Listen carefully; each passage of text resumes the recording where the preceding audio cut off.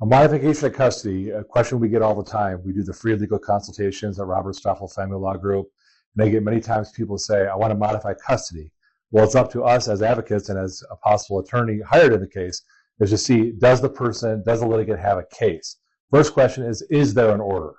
Then we look at the order and say, okay, well, if we read it and understand it and it's clear and unambiguous, what is being asked to do? Are we asking to modify it, to change it? Where are we going on? Typically, the judge, if there's enough information going on, the judge will order mediation at the Family Mediation Center. They'll try to have the parties work it out, empower the parties, empower the litigants.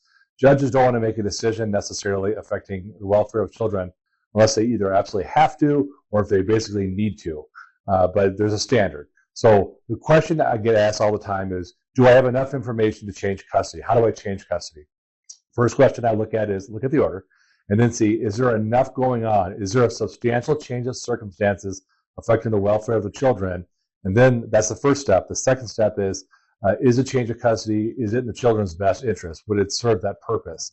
It's called the Romano case. It came out a few years ago. And the idea is if there's a need for a change, there has to be a standard. If there's not a standard, the line of family court would be a mile long. We have to see, it's a higher burden than most people think. And the reason why it's got to be high enough is because there's only so many hours and minutes in a day for a judge to entertain this.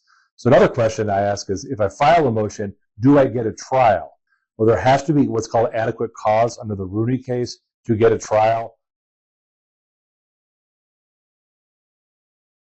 Now, other examples are, what is a typical change of custody? Well, violence, drugs, criminal convictions, and sometimes where people move, where people live.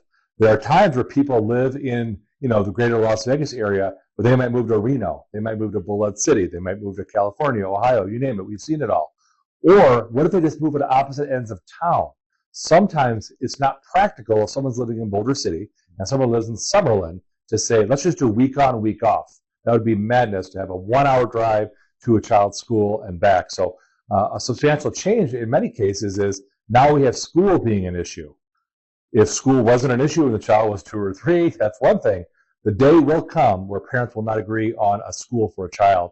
So we deal with those schooling issues rather, and the relocation issues. Those are easy substantial change. But the typical one is maybe a new person was involved, a new boyfriend, girlfriend, or an arrest, or something that affects the welfare of the children that is a red flag. We no longer can continue having it.